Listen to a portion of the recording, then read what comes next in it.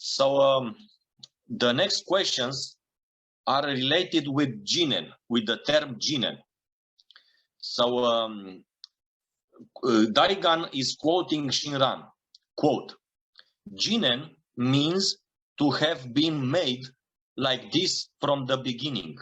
The vow of Amida is, from the beginning, designed to carry out each one of us to entrust ourselves to him, saying Namo Amida Butsu, and receive us in the Pure Land. None of this is through our calculation. Therefore, there is no place for the practitioner to worry about being good or bad. This is the meaning of Jinen as I have been taught. End of quote. And Daigan asks, the question on this subject is, what does it mean that the practitioner does not worry about being good or bad? And in relation with this, there is another question by Daigan, and he quotes again from Shinran on the same topic of Jinen. Quote, once we've realized this, we shouldn't be talking about Jinen forever. So once we realize what I have already talked about Jinen, we shouldn't talk about Jinen forever. If we continually talk about Jinen, and that not working is true working, then working will again become a working problem. Not working will again become a problem. It is an inconceivable Buddha wisdom. So he wants us to explain these things. So first, what does the practitioner, what does it mean that the practitioner does not worry about being good or bad? If you can explain this to Daigan. I think basically it means that we don't have to count anymore on our own karma and what we collect or not collect. We cannot reach enough plus points on our bank karma account to get enlightened by ourselves. We will never do this, so we can forget to accumulate. And on the other hand, if we accumulate minus points, we also don't have to care anymore because we trust Amida. So he is the bridge to enlightenment for us. So we can forget to, this is not like counting calories or something. Yeah, like I can do some kind of action and I can move something and change something. It doesn't matter anymore. So if you really have trust to Amida, you can really forget your karma bank account. Yeah, you can say that's it for me. Of course, you should not try to. You should try to have a good life, not to make other people their lives a hell. Or you should not try to. You should try to avoid bad things and bad deeds in any case. Also, because we have to honor the Buddhas and Shakyamuni and all the Buddhas. So we cannot honor them if we do bad deeds. But of course, in the end, it's not necessary for us. This is the point. It's not necessary anymore because in the moment when you really have faith in Amida, you can forget this counting on plus and minus points. It's not your thing anymore. To expound on what Michael just said, especially during this so-called holiday season here in Texas, where there's a lot of stress, there's a lot of chaos, people are buying things. And so you start to feel all these emotions going on during the chaos, during the insanity. And it's helped me to just be able to let go. And I don't mean like a Zen, in a Zen matter.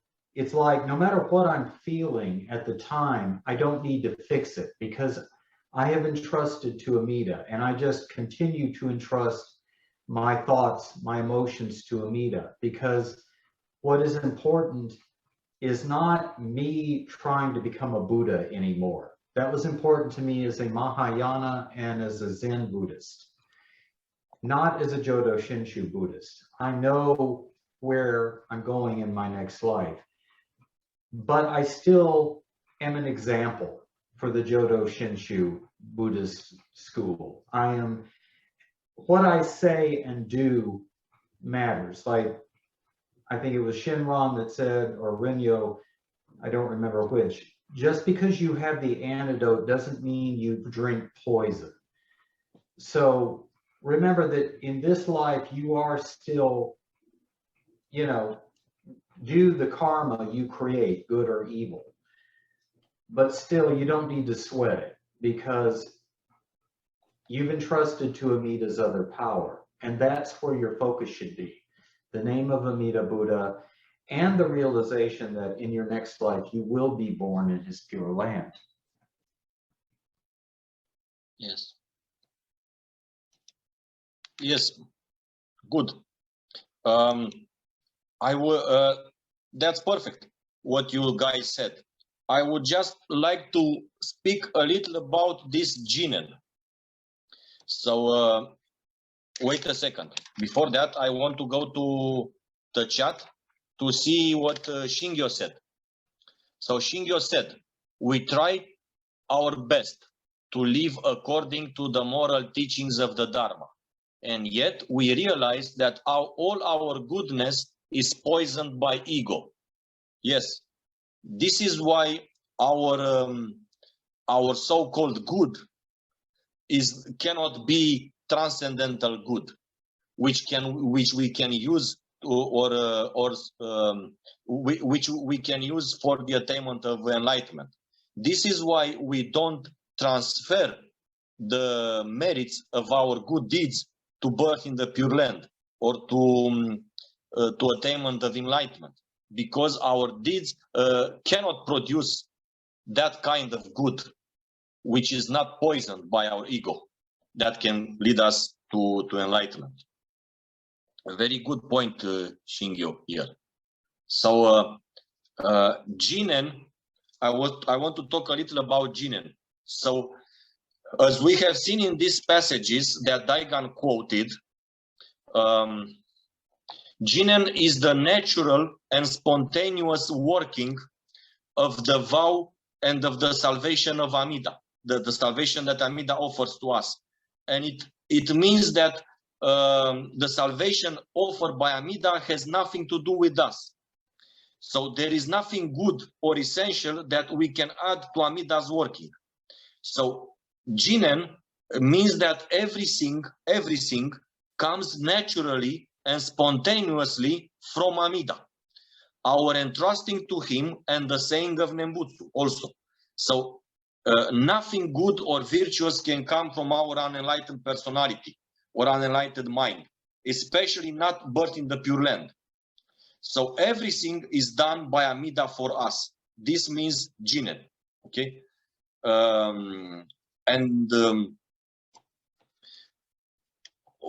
Also, wait a second, because I want to look again on the passages by Daigan. So yes, that is what it means. Jinen means that we are saved by Amida and taken to his Pure Land in a natural way, through his vow power, and not through our calculations, not through our own efforts, not because we do this or that, as you said already. So the words, there is no place for the practitioner to worry about being good or bad, means that we should not think that we go to the Pure Land through our own merits, as Joshin and Kishin also said. And I have here a quote that supports what Joshin and Kishin said. This quote is from Tanisho. Quote, know that the primal vow of Amida makes no distinction between people young and old, good and evil. Only Shinjin is essential, for it is the vow to save the person whose karmic evil is deep and grave and whose blind passions abound. Thus, for those who entrust themselves to the primal vow, no good acts are required, because no good surpasses the Nembutsu, nor need they despair for the evil they commit, for no evil can obstruct the working of Amida's primal vow. That's important. This is exactly what Kishin and Joshin said. Yes.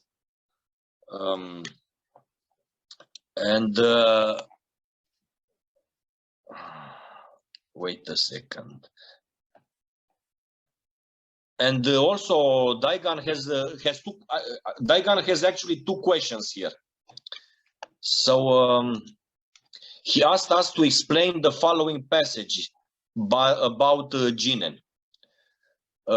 Quote from Shinran: once we've realized this, we realized that not through our good deeds we are saved, and that no evil can obstruct Nembutsu. And once we understood that through Amida we are saved and not through our own calculations, which is what Jinen means, then once we realize this, said Shinran, we shouldn't be talking about Jinen forever. If we continually talk about Jinen, that no working is true working, then working will again become a problem. It is about inconceivable Buddha wisdom. End of quote. So let's try to understand this these words. Not working is true working. What do you guys think it means in Tanishu? Not working is true working. If you remember, Tanishu. Simply entrusting to Amida Buddha. It's that simple. And wishing to be born in his pure land. Mm-hmm. And why not working is true working? What does it mean? What working means? Participating in other practices to help Amida along and enlightening you. I think most of us, I'm speaking for myself, before I received Shinjin, that was a natural habit from my Zen practice and whatnot. I would add other chants to other Buddhas and other practices to make myself cleaner, so Amida would gift me with Shinjin. And it wasn't until I let go of that suddenly one day, when I least expected it, I just realized Amida and his pure land was real, and I had received Shinjin. Mm-hmm. So not working means that you stop working through your self-power to attain. That's yes. Exactly. Yes. It means that not working means that not through ourselves we are born in the pure land and we attain enlightenment. You know, not working. We stop working. We abandon the idea that we have to work and attain something or gain merits in order to be born in the pure land and reach Buddhahood. We stop that. So stopping that means that we are on the right path because we let Amida work on us. Yes. So, and for example, the saying of the name or Nembutsu. Why is the saying of the name a genuine practice? It's not because of us, because we say it with our lips, but because of Amida, because that is the name of Amida, and because Amida put all his merits and realization in that name. This is why Nembutsu works and leads us to the pure land, because it contains the merits of Amida, not because we say it with our lips. So, of course, we need to say it because this is the expression of faith. So, but actually it works because of Amida. So, without the infinite store of merit from Amida, which is embodied in his name, Namo Amida Butsu would be empty and ineffective. And also, this saying of the name is done, the genuine saying of the name, so the true Nembutsu, is said on the basis of faith, as an expression of faith. If you don't say Nembutsu as an expression of faith, then it has no effect. Why is that? Because faith is the acceptance of the infinite power of Amida. is like becoming connected to the power of Amida. And then Amida can help you. That's the mechanism of salvation. No? So when you have faith, you are connected to this power and the merits of Amida. And the name you recite is the expression of this connection. Okay? So name and faith are one. Nembutsu and faith are one. And both come from Amida, and they are the manifestation in you of the salvation power of Amida.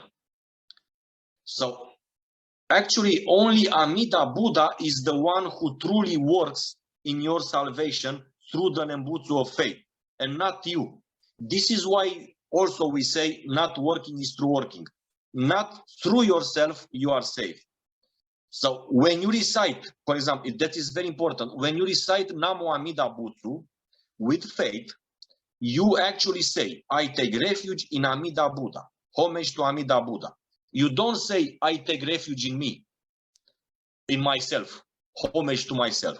So this means that we don't think the Nembutsu is our own working. This is very important. Is refuge in Amida, not in our self-power, not in us. And also, Shinran here makes reference to the fact that this idea with Jinen is about the inconceivable Buddha wisdom. And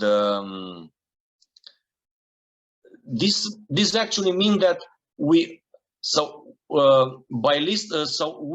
accept everything in faith. Okay, we accept the primal vow in faith. But until we become Buddhas, we cannot understand everything about the salvific power of Amida. You know, this is why Shinran said that we should not discuss forever about Jinen or about not working is through working. You know, so we just hear that Amida Buddha saves us if we entrust to him and recite his name, but we cannot know in detail the mechanism of his salvation. So any description that we receive in the text is just a description, but we cannot understand. For example, like we are peasants who know nothing about flying technology, and we need to go by plane from Craiova to Texas. No, because I'm a peasant who doesn't know about flying technology, I simply jump in the plane and I am taken to Joshin in Texas. And I am doing this, I accept to go to the plane, even if I don't know about flying technology. I just let myself to be carried by the wonderful plane to Joshin, even if I know nothing about flying technology. In the same way, we let ourselves being taken by Amida to his Pure Land, even if we don't know all the technical details about his salvation, how he does things and things like that. You understand what I want to say? Yes, Sir. Yes, it's this term inconceivable appears often in the Buddhist text. It is inconceivable, and the fact that we ordinary beings are assured of becoming Buddhas, that is mind-blowing and inconceivable. How can we become Buddhas? We will become Buddhas, but this is wonderful. It's impossible to explain in detail. No, we just entrust to Amida. We just know that Amida does everything to take us to his Pure Land, which is Jinen, and not through our efforts we are saved, by through Amida, which is Jinen. Once we understood this, let's not talk about details anymore. I mean, why don't busy our minds with details, technical details? Why is this happening? How Amida saves us? What does the Buddha think? And so on. See? Okay. Yes. Please add something if you want.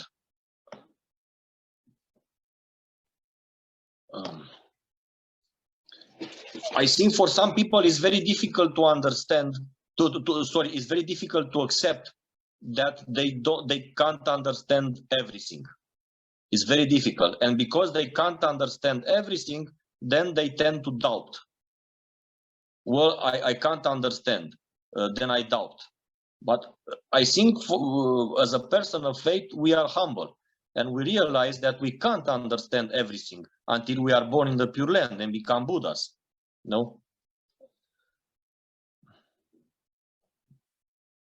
Yes, I Yes. say in South America is very difficult to people accepted to Primal evolve to Amida.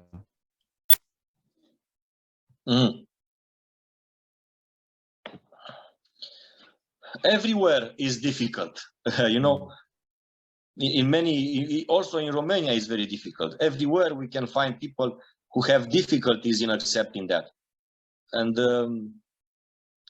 this is because people want to understand everything, but they forget that their mind is limited. It's you want to. It's like you know. It's like a 3-year-old child or 10-year-old child who wants to understand nuclear physics. It's impossible. His mind cannot comprehend nuclear physics. Our samsaric minds cannot comprehend a Buddha mind, cannot comprehend everything about the universe. It's impossible. Even when Shakyamuni describes the Dharma or the Pure Land, he's using our human language, which is also limited. And but for example, when he describes the wonders of the Pure Land, he uses human language. But the wonders of the Pure Land are even more wondrous than the language used there. For example, if you want to explain to somebody who has never seen a plane what a plane is, you can say it is like a bird. The plane is like a big bird, you know, and yes, the plane looks like a bird, but is actually more than a bird. In the same way, Shakyamuni explains the wonders of the Pure Land. There are rivers, there are this and that tree, there are this and that jewels in the Pure Land, this and that pond in the Pure Land. Yes, those things look like trees, look like jewels, but are more than jewels, more than our language can describe. This is